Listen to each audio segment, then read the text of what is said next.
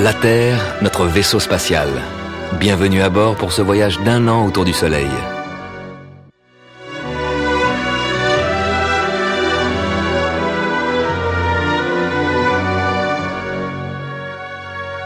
C'est vrai, on tourne autour du Soleil, mais pas sur un cercle, sur une ellipse. Et c'est maintenant, dans les premiers jours de janvier, que nous passons au plus près du Soleil. Mais alors pourquoi fait-il si froid ? En fait, la différence entre près du Soleil et loin du Soleil est négligeable. Il y a une raison bien plus importante. La Terre tourne de travers, légèrement en biais. Son axe n'est pas vertical, il est incliné sur son orbite. Donc, lorsque l'hémisphère nord est basculé dans l'ombre, les jours se raccourcissent. Mais surtout, comme la Terre est inclinée, les rayons du Soleil arrivent à des angles différents. Un rayon de soleil dans les tropiques frappe le sol à la verticale. Il fait chaud. Ce même rayon de soleil dans l'hémisphère nord arrive en biais. Son énergie est étalée sur une surface 3 fois plus grande, ça chauffe 3 fois moins. Il fait froid. Au nord, c'est l'hiver, dans l'hémisphère sud, c'est l'été. L'axe incliné de la Terre nous donne les saisons. En ce moment même, pendant que vous regardez la télévision, nous fonçons à travers l'espace à plus de 107 000 km/h, 30 km toutes les secondes. La Terre va mettre 1 an pour faire le tour du Soleil. Et avec la Terre, 8 autres planètes qui tournent autour du Soleil, chacune sur son orbite. Notre voisine, sur l'orbite juste à côté de la nôtre, c'est Vénus. Elle va plus vite que nous. Elle nous dépasse. C'est la planète la plus brillante, celle qu'on voit le mieux. Parfois le soir, parfois le matin.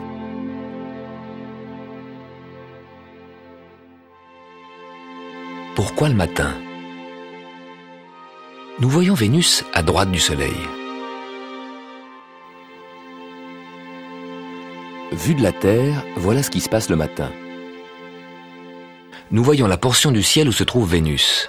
Vénus apparaît à l'horizon bien avant le Soleil, quand il fait encore nuit et que le Soleil, à gauche, est encore en dessous de l'horizon. Voilà pourquoi, dans cette position, nous voyons Vénus le matin, à l'aube.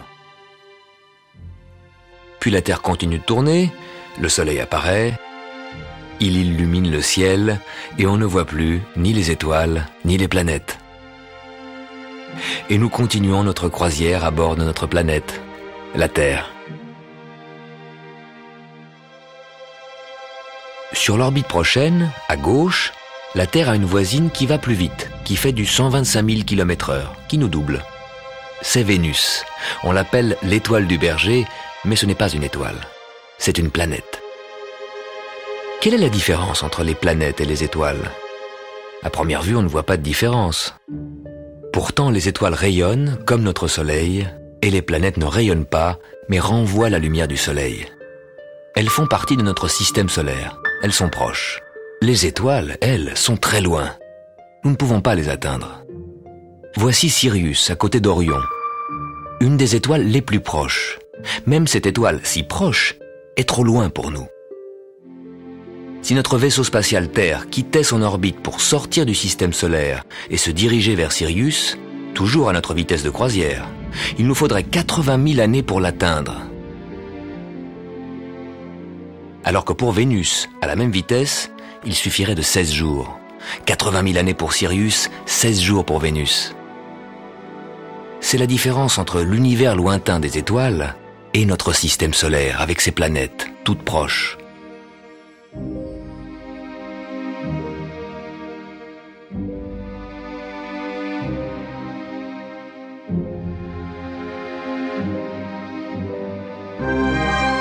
La semaine prochaine, et chaque semaine de l'année, nous allons parcourir 18 millions de kilomètres sur l'orbite de la Terre autour du Soleil. Pendant tout ce voyage, nous sommes accompagnés par notre satellite, la Lune. Elle met 4 semaines pour faire le tour de la Terre. Elle nous présente chaque soir des croissants différents. Pourquoi la Lune change-t-elle d'apparence ? Et le clair de lune qui nous est si familier, d'où vient-il? Et la lune, d'où vient-elle? Nous vous le montrerons au cours de ce voyage.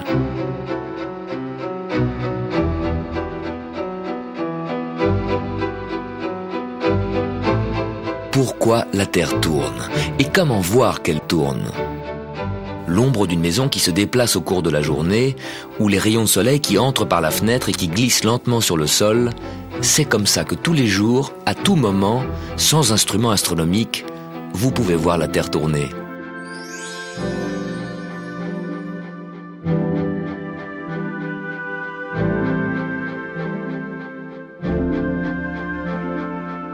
La Terre tourne vite ou lentement, suivant où nous sommes. C'est à l'équateur que ça tourne le plus vite, 1600 km/h. C'est là, à Kourou, en Guyane, et dans le sud des États-Unis, à Cap Canaveral, qu'on lance les fusées dans l'espace. Parce que les 1600 km/h que la Terre ajoute à la vitesse des fusées, c'est déjà autant de gagné. Au pôle Nord, tout près de son axe de rotation, la Terre ne tourne plus qu'à 3 km/h. On pourrait marcher aussi vite que la Terre tourne. Et dans l'hémisphère sud, pourquoi nos amis australiens ne tombent-ils pas dans le vide? Grâce à la force d'attraction de la Terre. Elle fut découverte au XVIIIe siècle. Une pomme serait tombée sur la tête d'Isaac Newton, qui alors se demanda pourquoi? Parce que la masse énorme de la Terre attire la petite masse de la pomme. Et pourquoi alors la Lune ne tombe-t-elle pas sur la Terre et la Terre dans le Soleil? Newton nous le dira au cours de ce voyage. Nous vous montrerons les étoiles. L'une d'entre elles, l'étoile polaire, se trouve dans la prolongation de l'axe de la Terre. Durant toute la nuit, le ciel et les étoiles semblent tourner autour de cette étoile polaire qui, elle, reste immobile. De tout temps, ce fut un repère fiable. Pour Christophe Colomb, qui naviguait vers les continents inconnus, et pour les Égyptiens qui érigèrent la Grande Pyramide.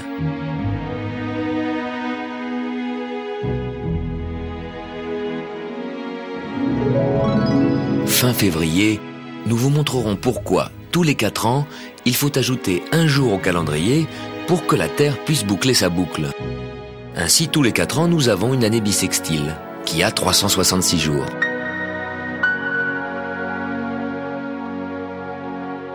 Depuis la nuit des temps, nos ancêtres se fabriquent des calendriers, essayant de combiner au mieux le cycle de la Lune et du Soleil.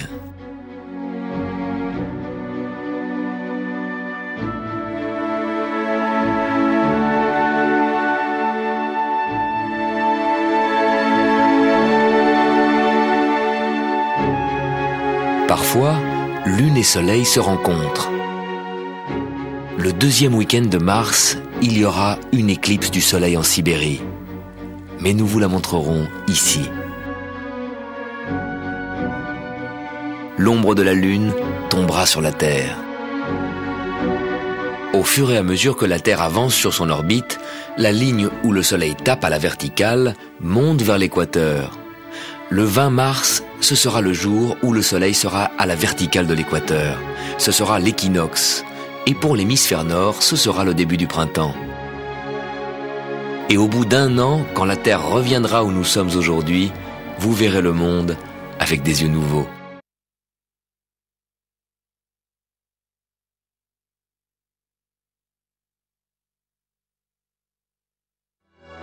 Notre vitesse de croisière est de 107 000 km/h, 30 km chaque seconde. Mais attention, nous ne voyageons pas dans un vaisseau spatial bien stabilisé, mais sur un gigantesque manège. Nous le savons tous, la Terre tourne autour de son axe. Mais comment s'en rendre compte? Quand nous regardons le ciel, nous voyons le Soleil qui se lève le matin, qui monte dans le ciel à midi, qui se couche le soir. Puis la nuit, nous voyons la Lune et les étoiles qui font à peu près la même chose. Si nous regardons la Terre de l'espace, nous voyons qu'elle a toujours une moitié éclairée par le Soleil, l'autre moitié dans l'obscurité. C'est ce que nous appelons jour et nuit. Notre champ de vision tourne avec la Terre. Le jour, nous voyons la portion du ciel dans laquelle apparaît le soleil. La nuit, nous voyons la portion du ciel qui n'est pas exposée au rayonnement du soleil.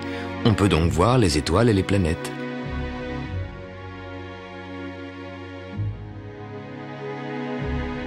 En fait, quand vous regardez le soleil, il semble traverser le ciel, alors qu'en réalité, il est immobile. C'est vous qui le voyez depuis un manège qui tourne. Et cette nuit, vous verrez la lune, les étoiles et les planètes se lever, parcourir le ciel et se coucher, mais c'est la Terre qui tourne, qui fonce à travers l'espace. Et qui nous emmènera le 21 mars à la station équinoxe. On sera là, ce sera le début du printemps. Mais ce schéma ne donne pas les vraies proportions de la Terre et du Soleil. Comparé à la Terre, le Soleil est très très grand. Imaginez un Soleil de la taille d'une coupole d'une grande cathédrale. À la même échelle, notre Terre n'est qu'un ballon de football. Un ballon qui serait tombé à 5 km, à la périphérie de la ville. Jupiter, la plus grande planète, toujours à la même échelle, aurait la taille d'une voiture qui circulerait à 30 km de la ville.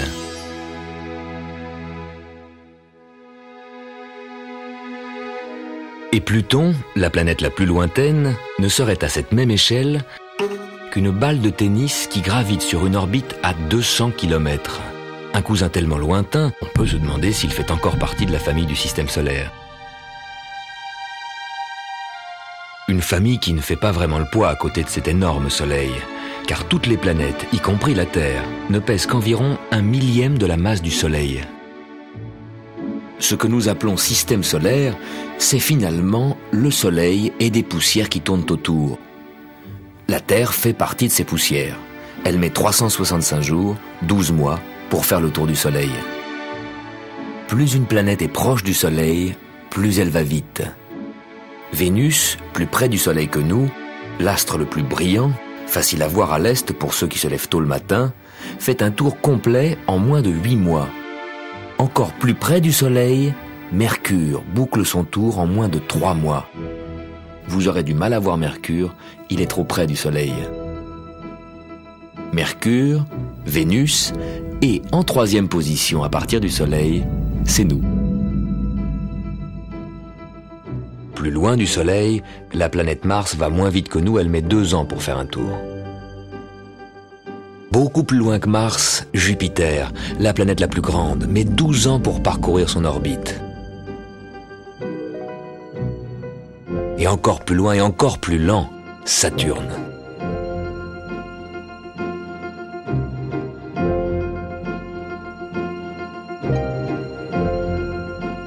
Et au-delà de Saturne, Uranus et Neptune. Et Pluton, qui met 248 ans pour faire un tour. Dans cette famille des planètes, 4 sont visibles parmi les étoiles lointaines. Saturne, Jupiter, Mars et Vénus. Pour mieux vous repérer au cours de ce périple d'1 an, nous vous montrons une référence, le zodiaque.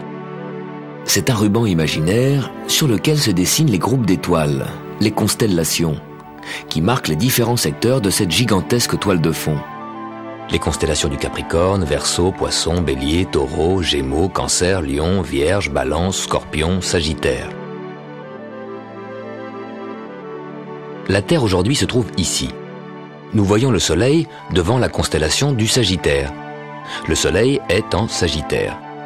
Puis d'ici quelques semaines, quand la Terre aura avancé sur son orbite, nous verrons le Soleil devant la constellation du Capricorne.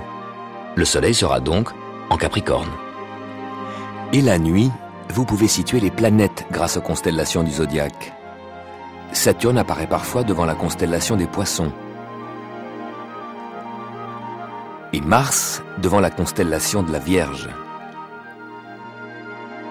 Le Soleil en Sagittaire, en janvier, dans l'horoscope c'est marqué Capricorne. Être né Capricorne, ça veut dire que le Soleil à ce moment-là était en Capricorne, non ?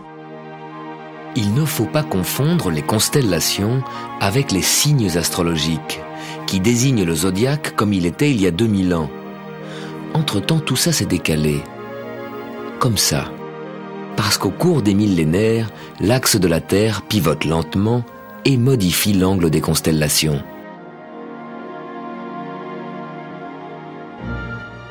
La lumière du Soleil met 8 minutes pour arriver jusqu'à nous. Le Soleil et les planètes sont tout près de nous, c'est notre voisinage.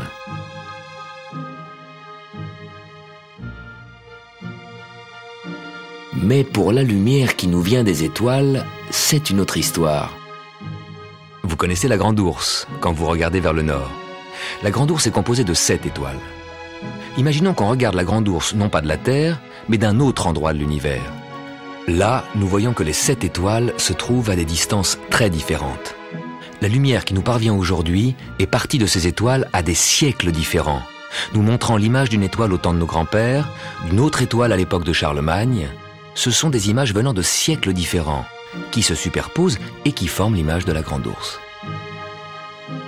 La lumière qui nous apporte aujourd'hui l'image de la galaxie Andromède est partie de là-bas il y a plus de 2 millions d'années, à une époque où il n'y avait même pas encore l'homme des cavernes. Les étoiles, les galaxies et tous ces trucs lointains sont des images décalées dans le temps, vous les voyez en différé, alors que les planètes, nous les observons en direct, et maintenant. Dans le système solaire, nous voyageons au présent. Quand nous regardons les étoiles, nous voyons le passé.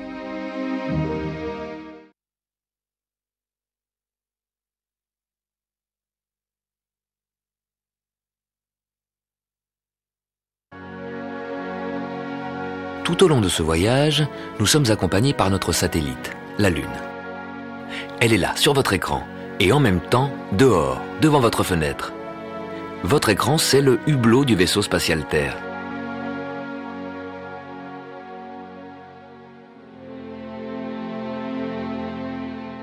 La Lune met près d'1 mois pour faire un tour complet autour de la Terre. Vue de la Terre, la Lune semble suivre à peu près le même chemin que le Soleil. Elle se lève à l'est et se couche à l'ouest comme le Soleil. Mais attention, si le Soleil semble se lever le matin et se coucher le soir, c'est que la Terre tourne alors que le Soleil reste solidement positionné au centre du système solaire. Donc tous les jours, vers midi, nous retrouvons le Soleil dans la même portion du ciel, au sud. Avec la Lune, c'est différent. C'est elle qui tourne autour de la Terre, lentement, et chaque jour elle se décale. Demain, à la même heure, vous ne la verrez plus au même endroit qu'aujourd'hui, mais à 2 largeurs de main plus à gauche. En avançant sur son orbite, la Lune vient s'aligner avec des planètes lointaines et nous permet de les repérer dans le ciel. Saturne, par exemple, à l'autre bout du système solaire. La Lune ici, et là, à 1 largeur de main à gauche, Saturne.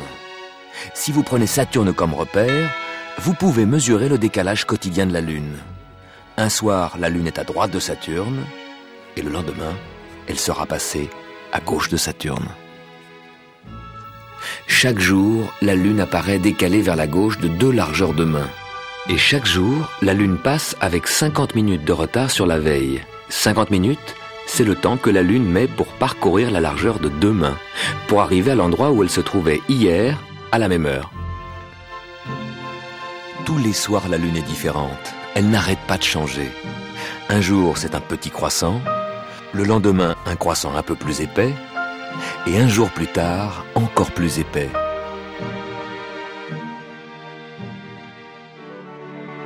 Mais au fait, pourquoi un croissant ? Dans l'espace, la Lune a toujours une moitié éclairée par le Soleil. Mais depuis la Terre, on voit la Lune dans une autre perspective. Pour nous, elle s'écarte chaque jour un peu plus du Soleil. Quand la Lune est à peine décalée du Soleil, elle nous apparaît presque à contre-jour et nous ne voyons qu'une petite partie de sa moitié éclairée. Un croissant. Le Soleil vient de se coucher. Il est là, à droite, juste au-dessous de l'horizon. C'est de là qu'il éclaire la Lune. Le croissant est toujours dirigé vers le Soleil, bien sûr puisque c'est le Soleil qui l'éclaire. Chaque jour, la Lune s'écarte un peu plus du Soleil. Chaque jour, depuis la Terre, nous voyons une partie plus large de sa moitié éclairée. Un croissant qui va croissant tous les jours et qui deviendra demi-lune. C'est dans sa phase de demi-lune que la Lune survole notre orbite. Elle croise le chemin que la Terre vient de parcourir. Tous les jours, la Terre fait un tour sur elle-même.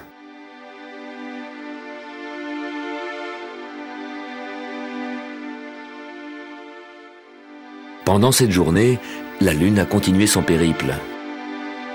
Nous l'apercevons donc décalée vers la gauche. Elle atteindra la ligne sur laquelle elle était la veille avec 50 minutes de retard. En croisant l'orbite de la Terre, la demi-lune devient un repère qui nous permet d'imaginer notre propre parcours. Normalement, nous ne pouvons pas vraiment voir où va la Terre. Le jour de la demi-lune, nous pouvons voir d'où elle vient. Là où vous voyez la demi-lune, c'est là où la Terre se trouvait il y a 4 heures. Regardez vos montres, regardez la demi-lune. C'est là-haut, à cet endroit du ciel, où vous-même vous étiez il y a 4 heures. Et dans 4 heures, la demi-lune aura pris notre place. Elle sera là où nous sommes en ce moment même. Pour une fois, en regardant la demi-lune, vous pouvez imaginer ce rail invisible qui nous conduit en un an autour du Soleil.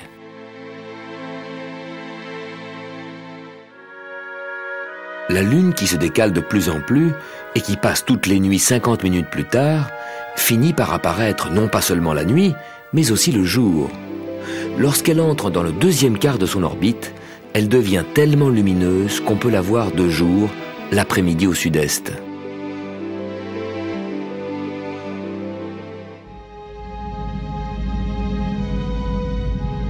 D'où vient la Lune? On ne le sait pas vraiment. Peut-être qu'au début, quand la Terre primitive n'était pas encore assez compacte et qu'elle tournait très très vite, une partie a fini par se détacher et s'est mise à tourner autour de la Terre.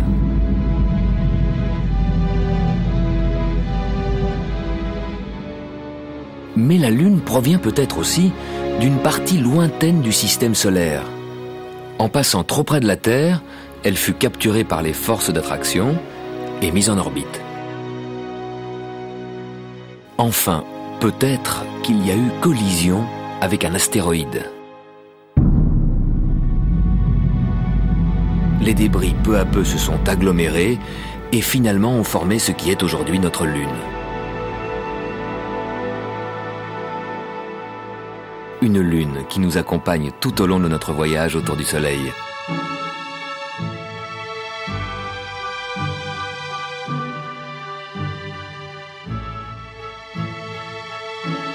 En voyant la Lune décalée tous les soirs, nous pouvons imaginer son parcours autour de la Terre. Nous pouvons imaginer l'espace dans lequel évolue la Lune autour de la Terre. Et lorsque la Lune est en retard de 50 minutes, c'est un décalage dans le temps. La même chose se passe donc et dans l'espace et dans le temps. Au cours de ce voyage, nous verrons que espace et temps sont des cousins très proches. Nous sommes ici. Nous fonçons le long de notre orbite à 107 000 km/h. Dans 2 mois, nous arriverons là, au point vernal. Ce qui veut dire le point du printemps. Un point dans l'espace ou un point dans le temps.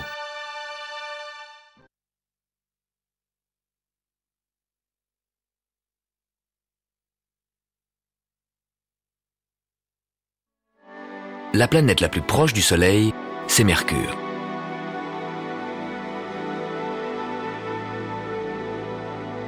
Mercure est à peine plus grande que notre Lune. Sur son orbite près du Soleil, Mercure met moins de 3 mois pour faire un tour complet. Quand Mercure n'est que légèrement décalé par rapport au Soleil, voici ce que vous voyez depuis la Terre. Dès que Mercure pointe à l'horizon, le Soleil se lève presque en même temps et illumine l'atmosphère. Aussitôt Mercure disparaît dans le ciel bleu. Quand Mercure est dans sa position la plus décalée du Soleil, elle a une avance d'1h30 avant le lever du Soleil. Alors profitez-en. Si votre horizon à l'est est bien dégagé, s'il n'y a pas de brume, vous pourrez apercevoir Mercure avant le lever du Soleil. Mais attention, Mercure court très vite sur son orbite. 1 semaine plus tard, il sera de nouveau avalé par l'éclat du Soleil et il faudra attendre 4 mois pour retrouver Mercure dans une position où nous pourrons bien le voir. D'abord 3 mois pour que Mercure fasse son tour complet autour du Soleil, ce qui l'amènera ici. Pendant ces 3 mois, la Terre aura parcouru le quart de son orbite. Puis Mercure mettra encore 1 mois pour nous dépasser et se retrouvera ici, où nous allons le guetter tôt le matin. Mercure, sous l'emprise du Soleil tout proche, n'a pas de lune. Vénus non plus. La Terre, 3e planète à partir du Soleil, a un seul satellite, notre Lune.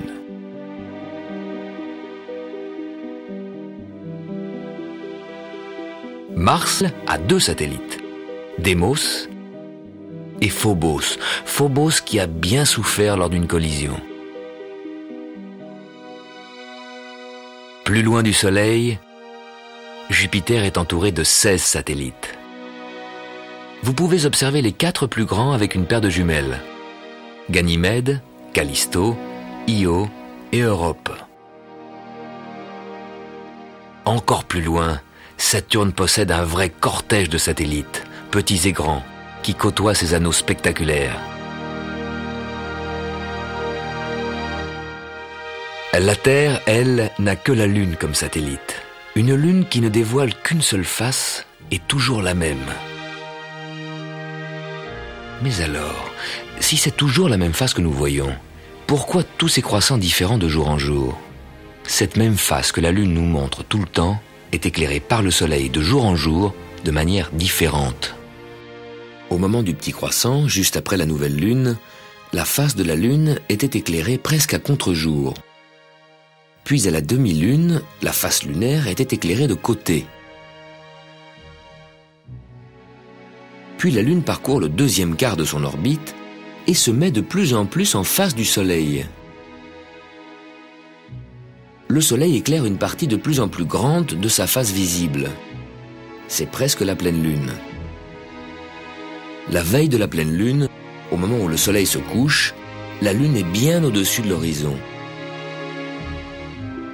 Puis en continuant son périple autour de la Terre, elle arrive à l'alignement Terre-Soleil.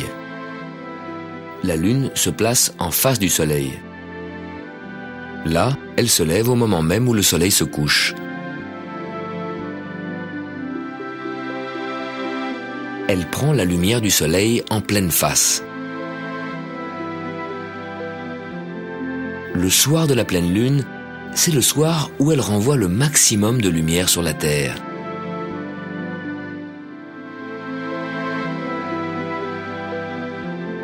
Que ce soit les croissants ou la pleine Lune, la Lune nous montre toujours la même face. Avec la Terre, ce n'est pas la même chose. En tournant autour de son axe en 24 heures, elle présente successivement toutes ses faces au Soleil.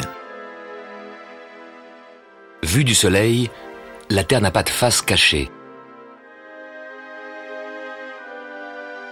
La Lune est liée à la Terre, dont la masse est beaucoup plus grande. Dans le couple Terre-Lune, c'est la force d'attraction de la Terre qui empêche la Lune de tourner librement. Ralentie dans sa rotation, elle nous présente toujours la même face.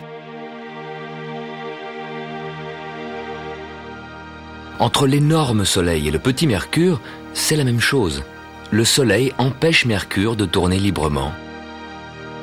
Dans l'espace, entre voisins, la loi du plus fort, c'est la loi du plus gros. Si vous regardez la pleine Lune en hiver, vous verrez qu'elle monte très haut dans le ciel. Alors que le Soleil, comme toujours en hiver, reste assez bas. Pourquoi cette différence? La Lune n'y est pour rien. C'est notre mouvement, le mouvement de la Terre qui fait tout basculer. Vue par un extraterrestre, la Lune est bien en face du Soleil, à peu près dans le même plan dans lequel évoluent la Terre et les planètes. Mais pour nous, sur la Terre, notre repère dans le ciel, c'est le zodiaque. Devant cette toile de fond, nous situons les étoiles, les planètes et également le Soleil et la Lune. Comme la Terre est inclinée par rapport au zodiaque, le jour, le Soleil apparaît bas sur l'horizon.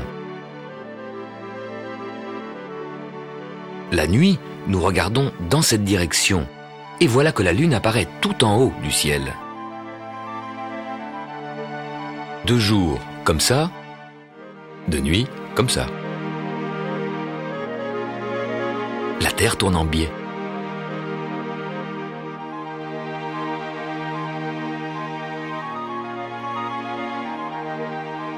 Vu de la Terre, c'est le zodiaque qui bascule et qui semble faire des vagues. Le soleil à midi passe bas sur l'horizon, la lune à minuit passe haut dans le ciel. Mais les vagues que fait le zodiaque ne sont que l'effet du mouvement de la Terre.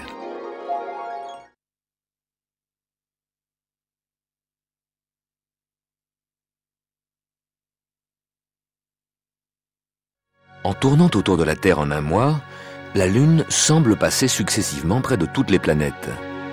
Lors de ces conjonctions, la Lune nous permet de repérer ces planètes et vous aide à mieux situer notre système solaire. Parfois, la Lune toute proche de la Terre nous permet de retrouver Saturne à l'autre bout du système solaire. En 2 semaines, la Lune fait la moitié de son périple autour de la Terre pour venir s'aligner avec Mars. Les soirs de conjonction, vous pouvez voir Mars un peu plus jaune que les étoiles, juste à côté de la Lune. Mais attention, cet apparent voisinage de la Lune, de la planète Mars et des étoiles est trompeur. La Lune est toute proche, le clair de Lune nous arrive en 1 seconde. La lumière que Mars nous reflète met 8 minutes pour arriver sur Terre.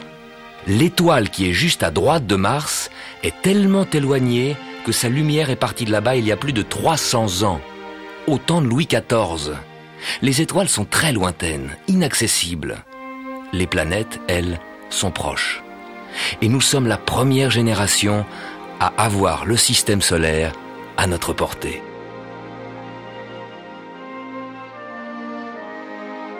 Que vu de la Terre, tout semble tourner autour de nous. Le Soleil, la Lune, les planètes et les étoiles.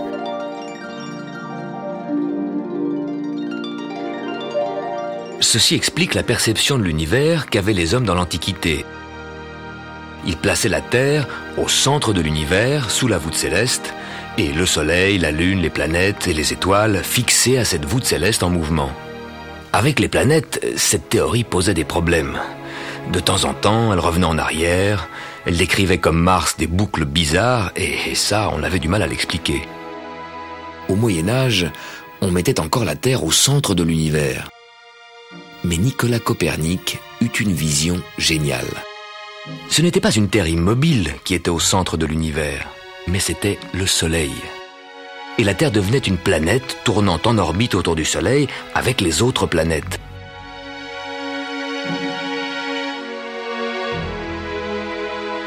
Cette découverte changea la perception de l'univers. La Terre y trouvait sa véritable place. Si aujourd'hui, nous voyageons ensemble sur le vaisseau Terre en découvrant les mécanismes du système solaire, ayez une pensée pour Copernic, c'est un peu grâce à lui. Pourquoi elle tourne la Terre ? Chaque masse qui prend un coup, une impulsion quelconque, un impact qui ne vise pas son centre, va se mettre à tourner. C'est ce qui ne cesse d'arriver à la matière depuis le Big Bang, l'explosion d'origine, il y a des milliards d'années. Donc, tout tourne. En tout petit, les électrons tournent autour du noyau de l'atome. En grand, les galaxies tournent. Les nébuleuses composées de gaz et de poussière tournent, se contractent, avec une grande masse au centre, le Soleil.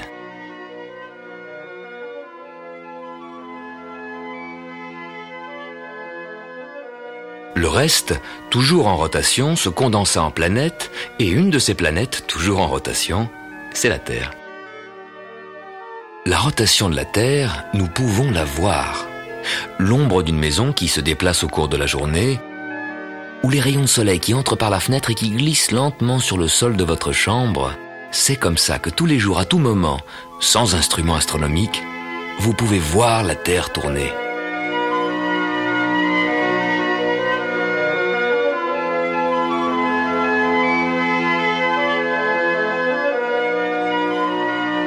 Cette rotation de la Terre peut être rapide ou lente selon où nous sommes.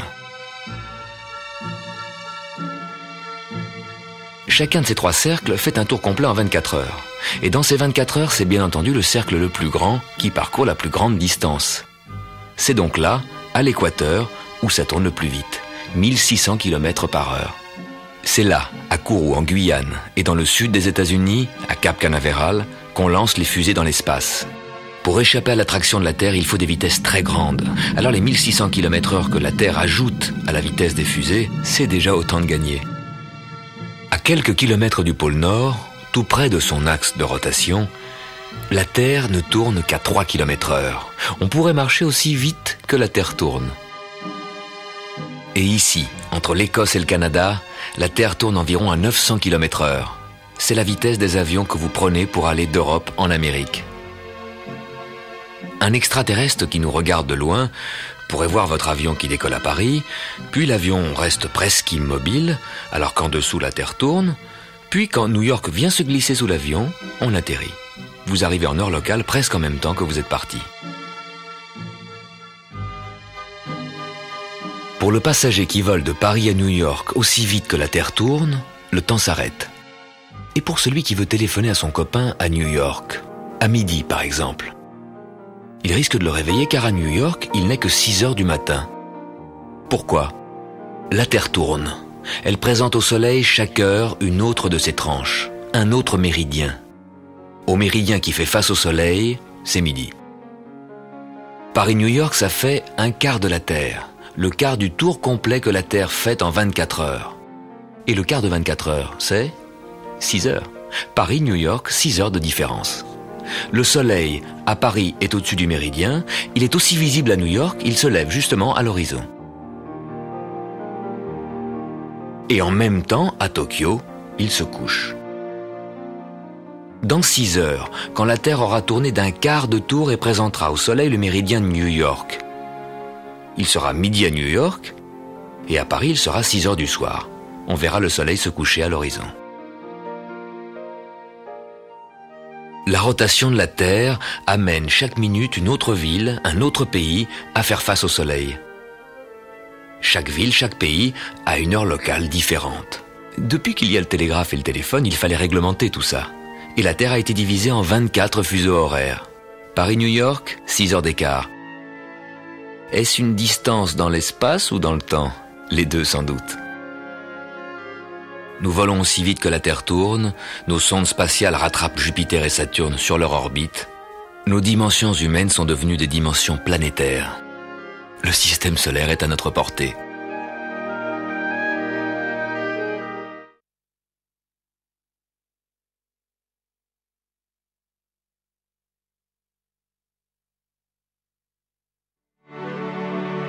Nous sommes en route pour cette station qui marquera le début du printemps. Les planètes nous accompagnent autour du Soleil, mais à des vitesses différentes.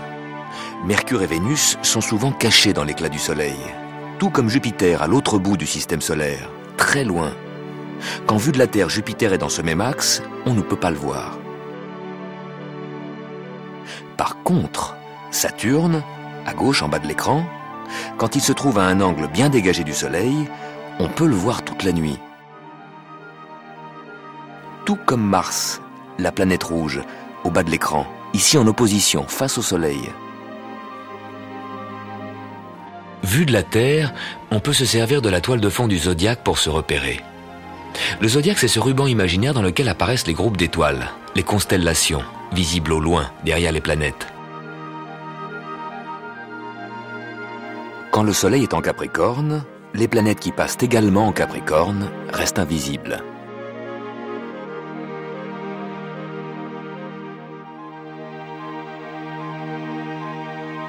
De jour, on ne peut pas les voir parce qu'elles sont trop près du Soleil.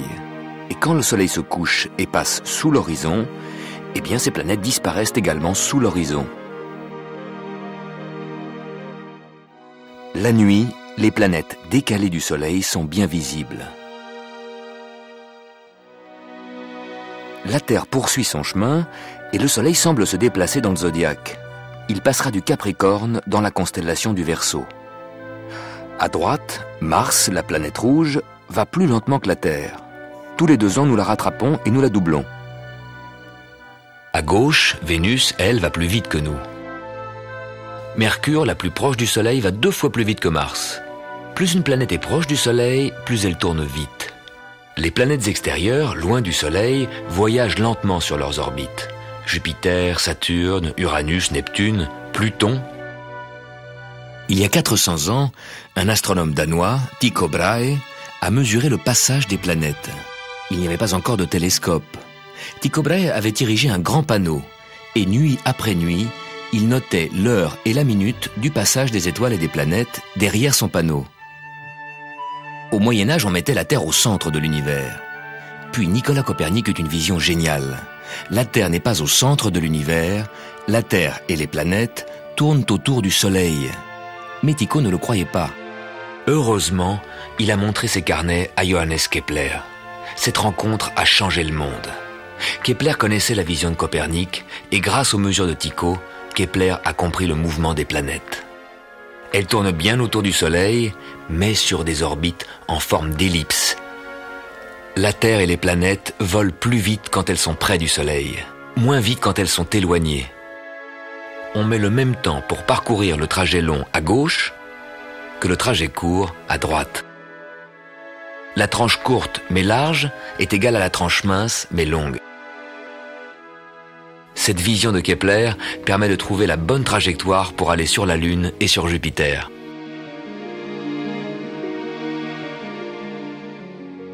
Mais notre calendrier aussi dépend des lois de Kepler et de la vitesse variable de la Terre. Et plus on est près du Soleil, plus on va vite. Cela modifie l'horaire de notre voyage autour du Soleil. En ce moment, nous sommes légèrement plus près du Soleil. La Terre s'accélère. Elle prend un peu d'avance. Et en été, plus loin du Soleil, la Terre ralentit, elle prend du retard. L'équinoxe de printemps est le 20 mars. L'équinoxe d'automne, le 23 septembre. La Terre arrive à l'équinoxe d'automne avec 7 jours de retard. Pour parcourir cette moitié été de son orbite, la Terre met 7 jours de plus que pour parcourir la même distance de cette moitié hiver. La loi de Kepler n'est donc pas un truc abstrait pour astronomes, mais concerne directement notre calendrier. En ce moment, nous sommes ici. On prend de l'avance. Tous les 2 ans, Mars ne suit plus le mouvement des autres planètes. Il commence à revenir en arrière. Normalement, Mars progresse devant la toile de fond des étoiles lointaines, devant le zodiaque. En 97, on pouvait voir Mars passer devant la constellation des Gémeaux, du Cancer, du Lion, et glisser vers la constellation de la Vierge. Mais là, au lieu de passer en Vierge, Mars revient vers la constellation du Lion. Du temps où les hommes plaçaient la Terre au milieu de l'univers, on avait déjà remarqué les boucles que faisait Mars et on échafaudait des théories compliquées sans pouvoir expliquer cette marche arrière. La vision de Nicolas Copernic expliqua tout de la manière la plus simple. La Terre tourne autour du Soleil, Mars également. La Terre va plus vite que Mars et la dépasse. Et pendant ce dépassement, Mars, devant la toile de fond des étoiles, semble rétrograder. Au bout de 2 mois, Mars reprend sa course habituelle qu'il n'a en réalité jamais inversée. Et après 2 ans et 2 tours autour du Soleil, nous retrouvons Mars pour la doubler. La Terre peu à peu rattrape Mars, la manœuvre de dépassement commence, par rapport aux étoiles du zodiaque, Mars recule, après le dépassement, Mars reprend son chemin. Et grâce à la vision de Copernic, Mars tourne autour du Soleil sans faire de boucle. Chaque mois, la Lune qui tourne autour de la Terre s'aligne avec le Soleil. C'est la nouvelle Lune. La nouvelle Lune nous apporte les grandes marées. L'eau des océans est attirée par la Lune et forme, du côté de la Lune, un bourrelet de grandes marées. Chaque jour, la Lune passe 50 minutes plus tard que la veille. Voilà pourquoi tous les jours, les marées se produisent 50 minutes plus tard. quand la Lune est alignée avec le Soleil, leurs forces d'attraction s'additionnent et tirent l'eau dans la même direction. C'est la grande marée. Pourquoi y a-t-il 2 marées par jour? La Lune ne passe qu'une seule fois. Le centre de gravité de la Terre n'est pas au même endroit que le centre de gravité du couple Terre-Lune. La première marée côté Lune est provoquée par la force d'attraction de la Lune. En même temps, de l'autre côté de la Terre, il y a une deuxième marée créée par les forces centrifuges. De plus, l'orbite de la Lune est une ellipse. Parfois la Lune est proche, parfois elle s'éloigne. Plus elle est proche, plus la marée est forte. Et quand la Lune passe au plus près de la Terre, précisément le jour de la nouvelle Lune, ça produit les marées les plus fortes de l'année, parfois même plus fortes que les marées d'équinoxe.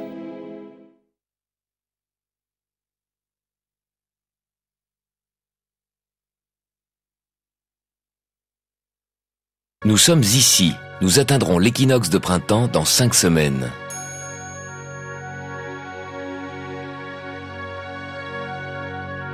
En fait, la Terre, pourquoi est-elle ronde? C'est une question de poids. La Terre fait le poids. Sa masse génère de telles forces d'attraction que toutes ses parties se pressent vers son centre. Ce n'est pas le cas pour les astéroïdes. Ce sont de toutes petites planètes, grandes comme la Corse ou l'île de Ré, ou comme un immeuble. Et justement, comme elles sont petites, il n'y a pas assez de force d'attraction pour attirer toute leur matière et former une sphère. Sur la Terre, qui a une masse énorme, la force d'attraction dirigée vers le centre de la Terre est une force irrésistible, rien ne peut y échapper. Et heureusement, car cette force d'attraction retient autour de la Terre l'atmosphère, l'air que nous respirons. Les petits astres, la Lune ou les astéroïdes n'ont pas d'atmosphère. Et sur la Lune, les astronautes marchaient comme ça, en sautillant, parce que la faible force d'attraction de la petite Lune les rendait 6 fois plus légers. C'est la masse de la Terre qui nous donne notre poids à nous, qui nous cloue au sol et qui empêche nos amis australiens de tomber dans le vide. Cette force d'attraction, vous la sentez chaque fois que vous devez monter des escaliers, car chaque fois que vous essayez de vous éloigner du centre de la Terre, vous devez surmonter la force d'attraction de la Terre. Chaque objet qui vous échappe, la force d'attraction de la Terre l'emporte et l'objet tombe. On raconte même que c'est comme ça que la force d'attraction a été découverte au XVIIIe siècle. Une pomme serait tombée sur la tête d'Isaac Newton, qui alors se demanda pourquoi. Parce que la masse énorme de la Terre attire la petite masse de la pomme. Mais alors, pourquoi la Lune ne tombe-t-elle pas sur la Terre? Et la Terre ne tombe-t-elle pas dans le Soleil?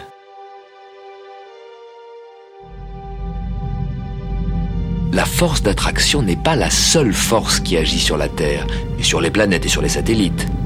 Les planètes qui se sont formées de cette purée de matière ont reçu une forte impulsion centrifuge qui fuit le centre.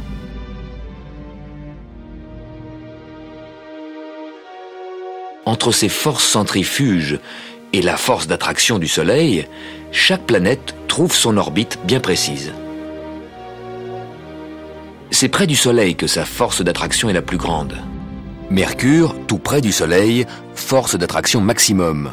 Et pour rester en orbite, vitesse maximum, 170 000 km/h, alors que la Terre ne fait que 107 000 km/h. La Terre est plus loin du Soleil, la force d'attraction du Soleil est diminuée, une vitesse diminuée nous suffit. Cette vitesse diminuée, c'est tout de même 30 km toutes les secondes. Imaginez un endroit à 30 km de chez vous et vous y allez en 1 seconde. En ce moment, nous gagnons tous les jours 3 minutes de soleil en plus. Mais pourquoi? La Terre fait le tour du Soleil.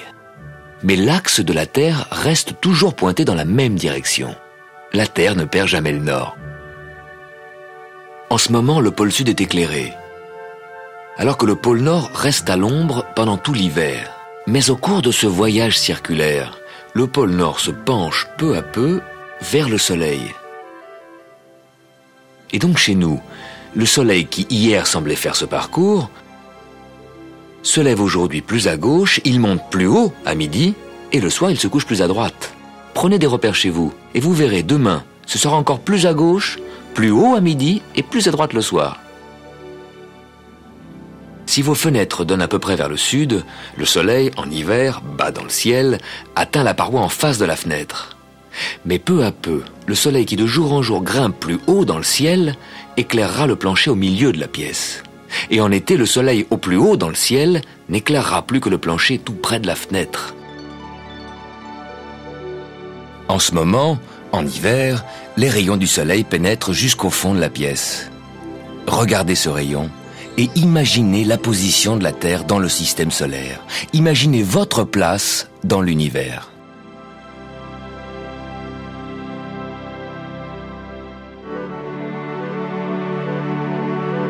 Pendant que la Terre fait le tour du Soleil, son axe reste incliné toujours dans cette même direction.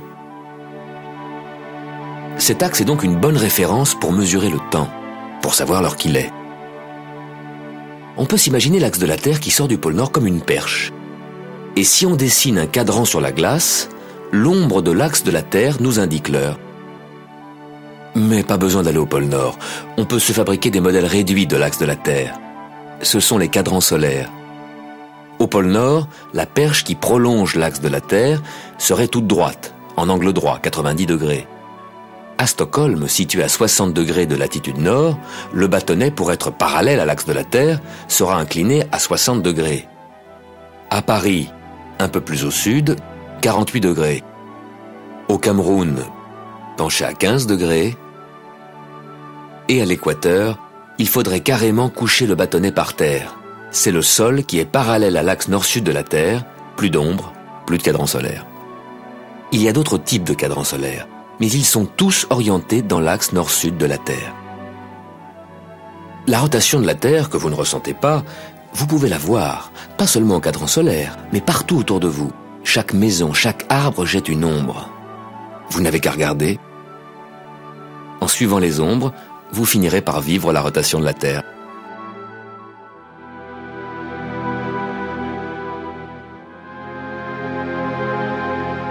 Dans le système solaire, nous connaissons bien nos voisins les planètes, leur position, leur vitesse, leur mouvement. Les surprises viennent des comètes. Bien entendu, il y en a que nous connaissons bien, comme la comète Halley, qui passe régulièrement tous les 76 ans. Mais parfois de nouvelles comètes apparaissent, comme la comète Hale-Bopp, qui est passée tout près de nous en 1997. Les comètes sont plus petites que les planètes. Elles circulent sur des orbites elliptiques. Certaines viennent des régions lointaines du système solaire, puis elles passent près du Soleil et s'en vont de nouveau. En s'approchant du Soleil, elles éjectent d'énormes quantités de gaz et de poussière. Ces matières forment la queue de la comète, qui s'étire dans le ciel comme des cheveux dans le vent. Comète veut dire chevelu en grec. Les comètes sont des petits astres chevelus. On a tendance à croire que la comète fonce à travers le ciel, la tête en avant et la queue à l'arrière. En fait, la queue est toujours dirigée du côté opposé du Soleil, car c'est le flux des particules émanant du Soleil, le vent solaire, qui pousse les cheveux de la comète vers l'extérieur. Bientôt nous reparlerons de cette comète Hale-Bopp quand elle sera plus proche de nous.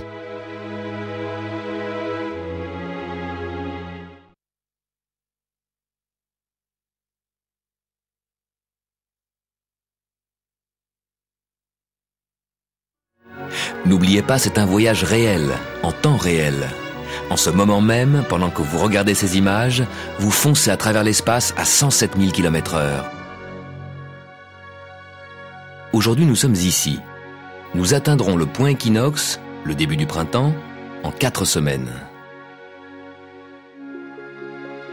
Pendant notre voyage à travers le système solaire, nos voisines, les planètes, nous accompagnent. Cette semaine, regardons au-delà des planètes. Les étoiles, infiniment plus lointaines, les étoiles qui nous servent de repères. Une étoile nous indique toujours le nord, l'étoile polaire. Elle est facile à trouver, 5 fois à l'arrière de la Grande Ourse, que vous connaissez tous.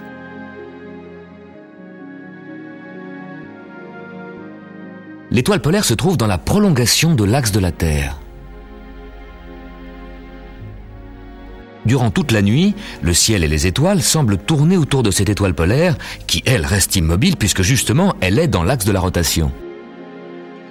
L'étoile polaire est donc un repère fiable et pratique. Christophe Colomb l'utilisa quand il naviguait vers les continents inconnus.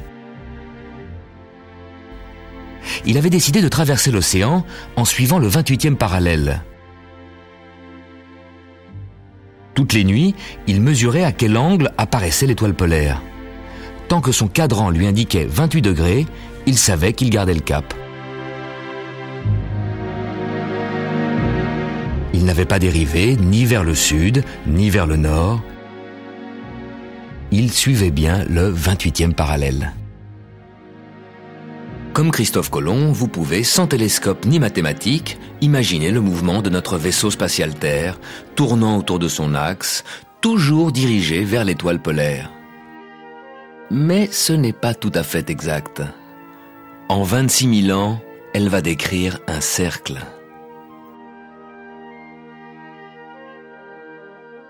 Si l'on imagine que l'axe de la Terre sort du pôle Nord et se prolonge à l'infini, il rencontre l'étoile polaire. D'un millénaire à l'autre, ce sont d'autres étoiles qui deviennent notre étoile polaire. Il y a 12 000 ans, du temps de l'homme des cavernes, c'était Véga. Il y a 5 000 ans, l'étoile Tuban. C'était à l'époque où les Égyptiens avaient bâti la Grande Pyramide. Ils avaient fait une galerie qui pointait vers le nord, et ce que les Égyptiens apercevaient au bout de cette galerie, c'était l'étoile Tuban, juste à gauche de la Grande Ourse. Alors qu'aujourd'hui, les touristes voient l'étoile polaire. Tuban, l'étoile polaire, c'est l'angle sur lequel la Terre a pivoté en 5000 ans. Nous pouvons tous nous imaginer des mois, des années, peut-être même un siècle. Mais pour s'imaginer 5000 ans, il faut regarder l'angle entre Tuban et l'étoile polaire.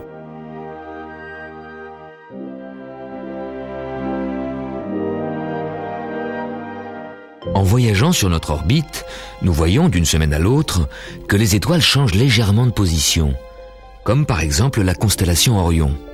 Facile à trouver, au sud. Orion, sa tête, ses 2 bras, ses 2 pieds, sa ceinture. Le tout petit déplacement quotidien des étoiles est complètement noyé dans l'énorme mouvement de bascule provoqué par la rotation de la Terre, qui fait tourner notre champ de vision du jour à la nuit.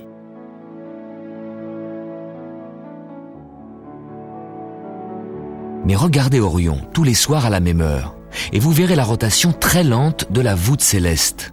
La voûte céleste, bien entendu, ça n'existe pas. C'est un dôme imaginaire sur lequel apparaissent les étoiles infiniment lointaines. Et bien entendu, cette voûte céleste ne tourne pas. C'est nous, sur la Terre, qui, en un an, faisons le tour du Soleil. 360 degrés en 365 jours, 1 degré par jour.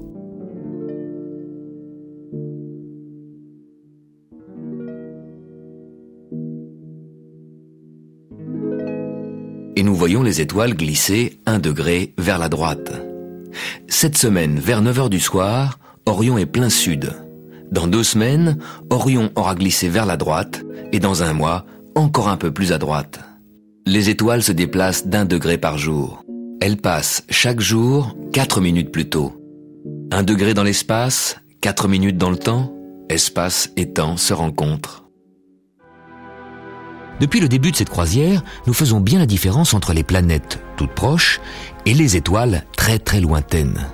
Une étoile toutefois est au beau milieu de notre voisinage planétaire, le Soleil. Oui, le Soleil, c'est une étoile. Tous ces points lumineux que nous voyons au-delà des planètes, ce sont des étoiles, des soleils lointains. Les galaxies sont des milliards de soleils. Les planètes, vues de la Terre, ressemblent aux étoiles. Mais il suffit de regarder le Soleil pour être ébloui par la différence. Le Soleil rayonne, alors que les planètes ne font que refléter une partie de la lumière du Soleil. Le Soleil nous envoie de la lumière et de la chaleur, car c'est un gigantesque réacteur nucléaire.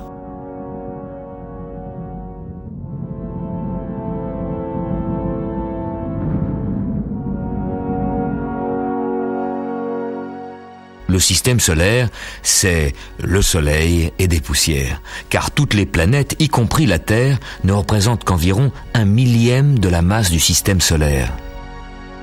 Le Soleil est trop grand pour qu'on puisse se le représenter. Pour se faire une idée, disons plutôt que tout le système Terre-Lune, avec toute l'orbite lunaire, tiendrait amplement à l'intérieur du Soleil. Pourtant, cet énorme Soleil est une étoile relativement petite. Et si nous comparons notre Soleil à d'autres étoiles, notre petite Terre disparaît complètement de l'écran. Dans la constellation d'Orion, l'étoile Bételgeuse est la plus grande étoile que nous connaissons. Elle est si grande qu'elle pourrait largement contenir notre Soleil plus l'orbite de la Terre. Tout ça tiendrait à l'intérieur de cette étoile. Nous connaissons la dimension de l'infiniment petit, les atomes avec leurs noyaux et les électrons qui tournent autour. Nous connaissons aussi la dimension de l'infiniment grand, l'univers et les étoiles. Mais il y a une nouvelle dimension, celle de notre système solaire. Nous sommes la première génération à pouvoir la saisir, l'explorer.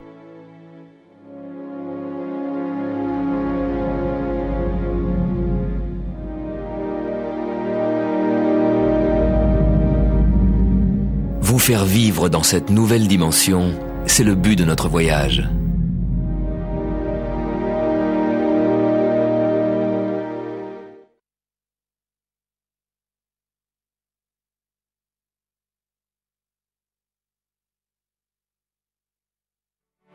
Nous nous approchons de la fin février.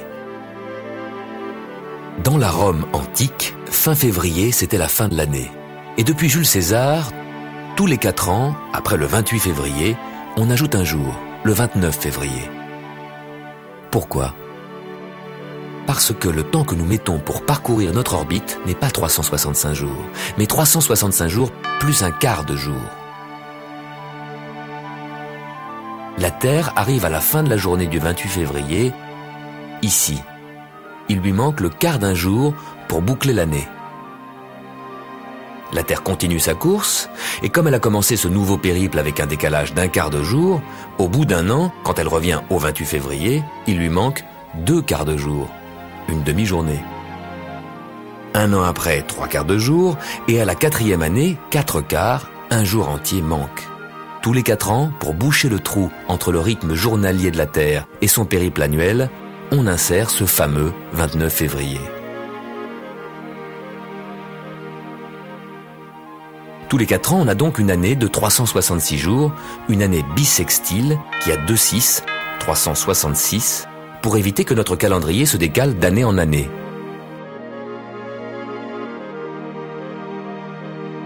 C'est ce que fait le calendrier julien instauré par Jules César.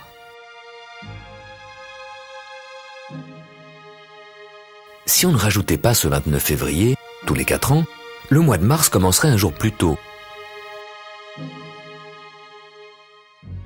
Au bout d'un siècle, on aurait déjà un mois de décalage entre le calendrier et les vraies saisons.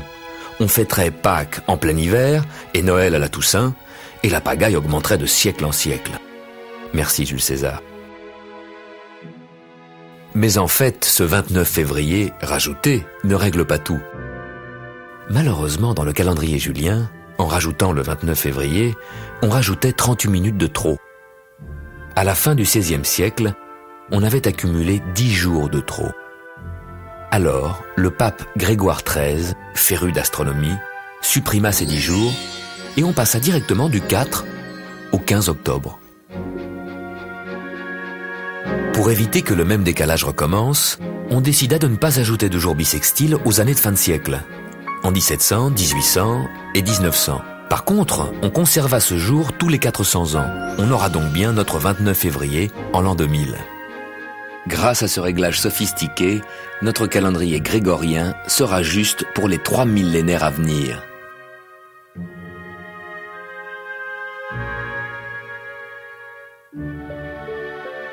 Mais dans les pays de religion orthodoxe, comme la Grèce et la Russie, on garda le calendrier julien. Ceci explique que la Pâque grecque soit fêtée 13 jours plus tard. La Noël russe également. Mais pourquoi 13 jours, alors que le pape Grégoire n'en a supprimé que 10 ?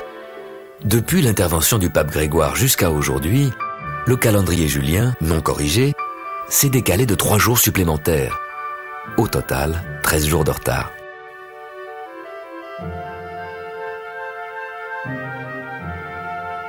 Bien synchroniser notre calendrier avec la Terre n'est pas une formalité abstraite ou astronomique. C'est le lien entre l'univers et le rythme de nos saisons, tels que nous les vivons.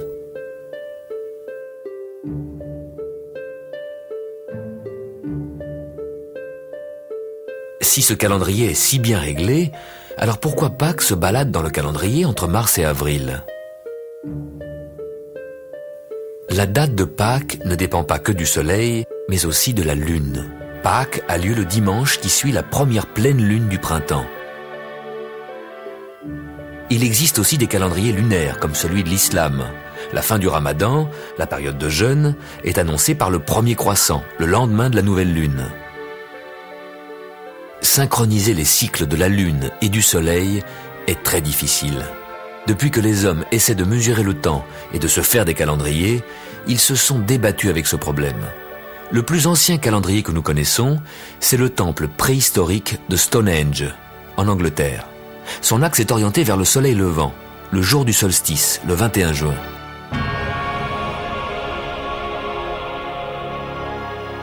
Mais pour marquer la lune, il fallait un éventail d'axes compliqués, parce que les mêmes positions ne se répètent que tous les 18 ans.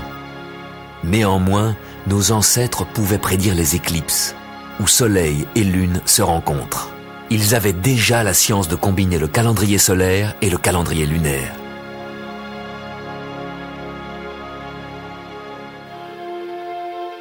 Les autres planètes n'ont pas besoin de calendrier. Sur Terre, le besoin de mesurer le temps et de prévoir les saisons est apparu avec la mise en culture de la Terre. Mais la Terre n'est pas le seul endroit où il y a de la Terre. Nos voisins Mercure, Vénus et Mars sont faits de Terre. On les appelle planètes solides, planètes telluriennes. On pourrait marcher sur le sol de Vénus, sauf qu'il y fait beaucoup trop chaud.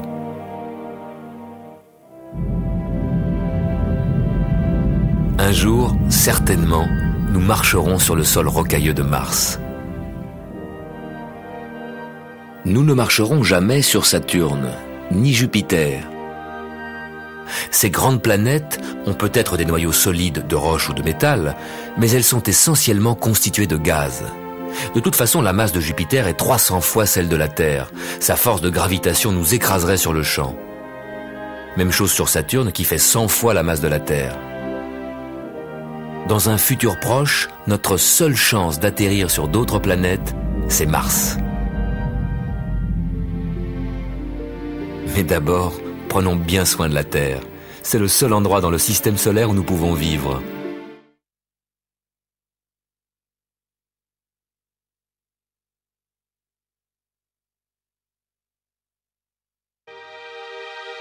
Quand la Lune se trouve ici et se présente éclairée en pleine face par le Soleil, c'est la pleine Lune.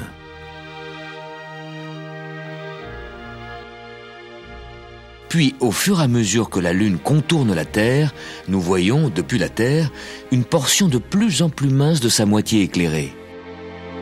La Lune n'était plus qu'une demi-lune.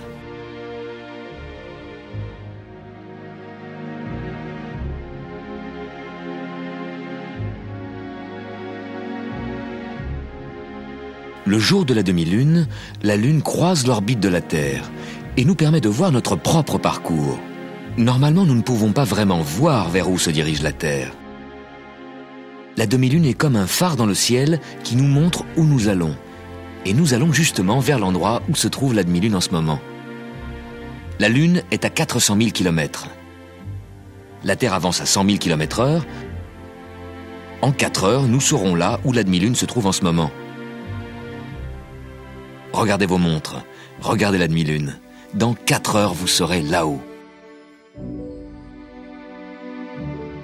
En regardant la demi-lune, vous pouvez 2 fois par mois imaginer la réalité de ce rail invisible qui nous conduit autour du Soleil. La Lune, on se l'imagine la nuit. Pourtant, on la voit souvent le jour. Pourquoi ? Le Soleil éclaire la Lune. Le matin, avant le lever du Soleil, voilà ce qui se passe.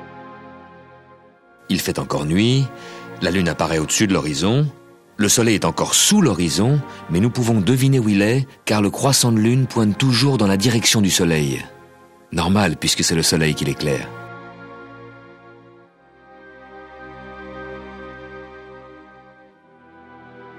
Nous voyons la Lune et les étoiles monter dans le ciel, puis le Soleil se lève.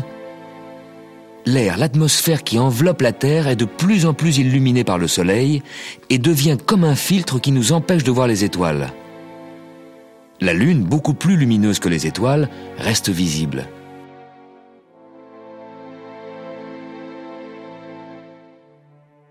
Quand la Lune se glisse lentement entre la Terre et le Soleil, elle s'approche de l'axe dans lequel elle va se trouver alignée avec le Soleil.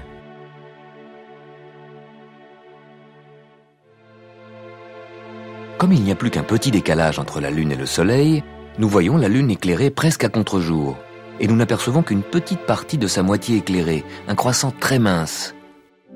Il sera tout seul dans le ciel bleu. Pourtant les étoiles sont là. Mais qu'est-ce qu'elles deviennent, les étoiles, pendant la journée ?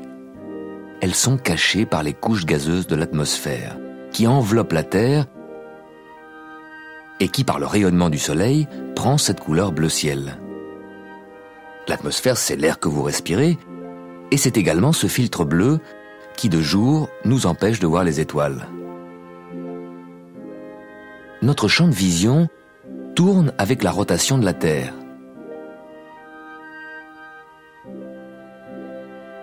Et pendant qu'il balaie la portion du ciel qui n'est pas éclairée par le Soleil, c'est la nuit, on peut voir les étoiles. Sauf en ville, où les lumières illuminent et polluent l'atmosphère. Seules les étoiles et les planètes les plus brillantes restent visibles.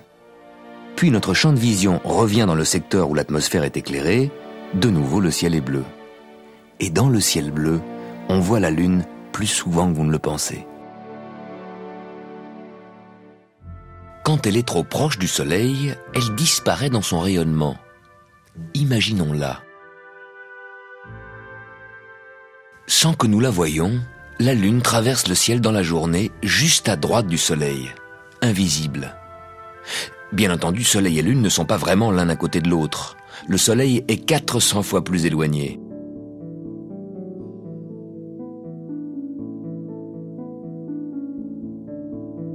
Il n'y a pas que la Lune qui traverse le ciel, cachée dans l'éclat du Soleil. Presque toute la famille des planètes se trouve actuellement dans le même secteur. Saturne, en haut à gauche, est presque aligné avec le Soleil. On ne peut pas le voir.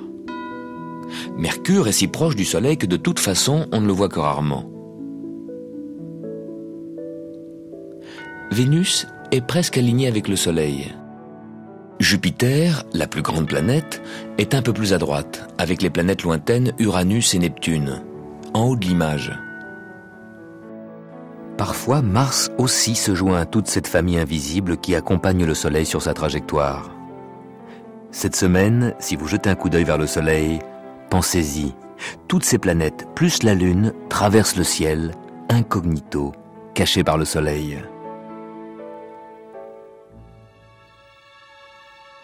Quand la Lune rejoint l'axe Terre-Soleil, c'est la nouvelle Lune. La Lune projette un énorme cône d'ombre dans l'espace, qui chaque mois passe à ras de notre Terre, juste au-dessus et en dessous. L'ombre de la Lune ne touche pas la Terre, car la Lune tourne sur une orbite légèrement inclinée par rapport à l'orbite de la Terre. L'ombre de la Lune passe donc normalement toujours au-dessus ou en dessous de la Terre. Mais 2 fois par an, l'orbite lunaire arrive à une position qui permet un alignement parfait Terre, Lune, Soleil. L'ombre de la Lune frappe la Terre et cache le Soleil. C'est l'éclipse solaire.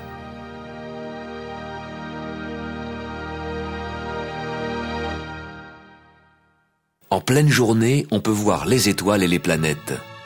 Comme le Soleil est bien plus grand que la Lune, l'ombre que la Lune projette sur la Terre n'est qu'une étroite zone d'environ 200 km. Pendant l'éclipse, l'ombre de la Lune parcourt des milliers de kilomètres sur la surface de la Terre. Au nord et au sud de cette zone étroite d'éclipse totale, il y a une large zone de pénombre, une zone d'éclipse partielle, où la Lune occulte le Soleil partiellement. Pour voir une éclipse totale, il faut être au bon endroit, au bon moment. Heureusement, vous avez pu la voir ici.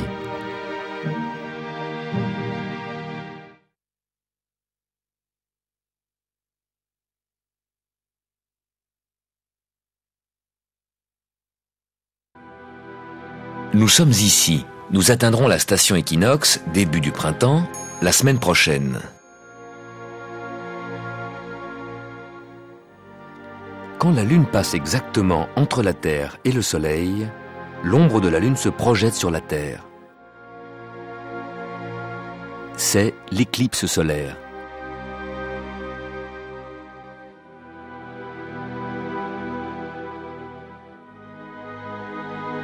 Si la Lune couvre si bien le Soleil, c'est que le Soleil et la Lune nous apparaissent de la même taille.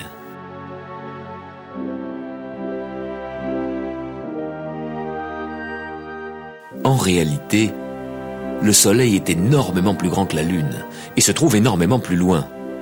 Mais par un hasard extraordinaire, le Soleil qui est 400 fois plus grand que la Lune se trouve aussi 400 fois plus loin. Donc il nous apparaît de la même taille. L'éclipse totale est unique dans le système solaire. La Lune qui occulte le Soleil avec une telle précision, on ne peut voir ça que depuis la Terre. Mais ça ne fonctionne pas toujours, car l'orbite de la Terre n'est pas un cercle mais une ellipse. Tout comme l'orbite de la Lune. Il peut donc arriver que le jour de l'éclipse, nous soyons plutôt près du Soleil et qu'en même temps la Lune se trouve plutôt éloignée de nous.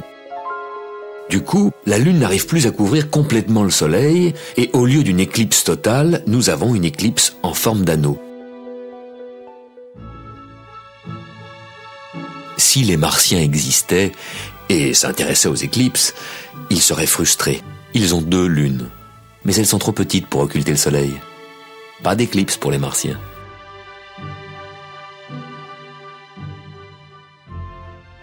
En principe, il devrait y avoir une éclipse solaire tous les mois, car la nouvelle Lune traverse l'axe Terre-Soleil chaque mois. Mais ce n'est pas le cas, parce que l'orbite de la Lune est légèrement inclinée par rapport à l'orbite de la Terre, et l'ombre de la Lune va passer soit au-dessus, soit en dessous de la Terre. Pour que l'ombre de la Lune tombe pile sur la Terre, il faut que la Lune se place exactement dans l'axe Terre-Soleil. La Lune doit passer au point qu'on appelle le nœud, ni trop tôt, ni trop tard. Quand cela arrive, il y a éclipse totale.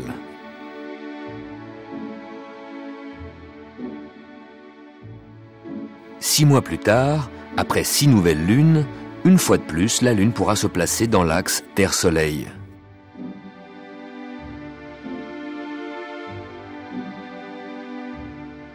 Il y aura éclipse, mais si la Lune arrive au nœud en retard, ce sera seulement une éclipse partielle. L'ombre de la Lune ne fera que frôler la Terre. Éclipse partielle.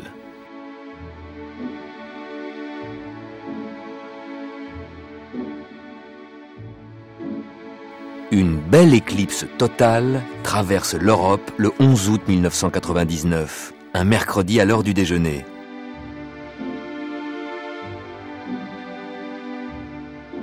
Et voici la trajectoire d'une éclipse totale aux Antilles le 26 février 1998.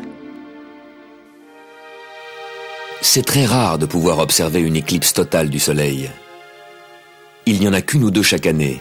Et comme la zone d'ombre totale est une étroite bande d'environ 200 km de large, il faut beaucoup de chance pour être au bon endroit, au bon moment.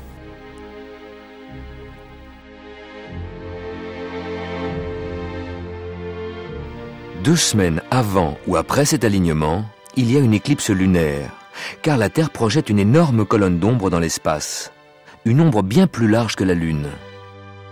Donc 2 semaines avant ou après l'éclipse solaire, la Lune va plonger dans l'ombre de la Terre.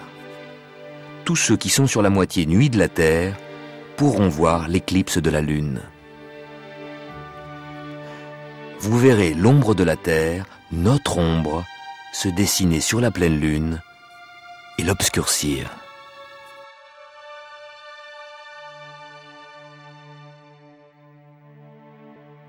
La lune apparaît chaque soir à 2 largeurs de main plus à gauche que la veille. Vous pouvez donc, d'un jour à l'autre, imaginer le mouvement très lent de la lune sur son chemin autour de la Terre.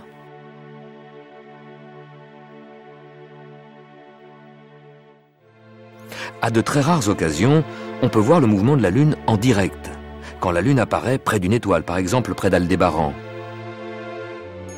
Aldébaran est une étoile lointaine, mais elle peut nous servir de repère pour voir le mouvement de la Lune.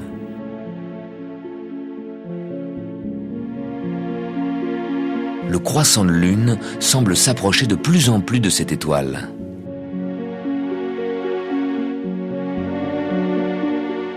Et tout d'un coup, avant que le croissant les rejoigne, Aldébaran disparaît, comme effacé du ciel. C'est que l'étoile a été cachée par la partie non éclairée de la Lune.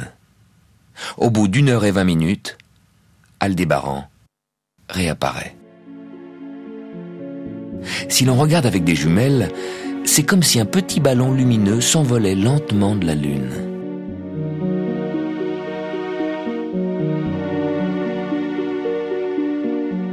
Normalement, le mouvement de la Lune qui tourne autour de la Terre est trop lent pour être vu. Mais ce soir-là, grâce à Aldébaran, on pouvait enfin voir la Lune bouger.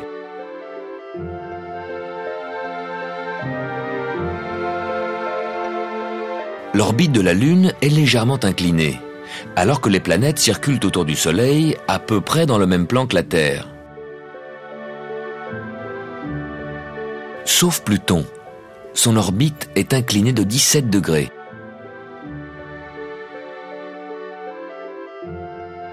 L'orbite de Hale-Bopp, la nouvelle comète de 1997, est passée carrément à angle droit au-dessus du plan des planètes. On la voyait donc, à son passage près de la Terre, un peu au-dessus de l'endroit où le Soleil s'est couché.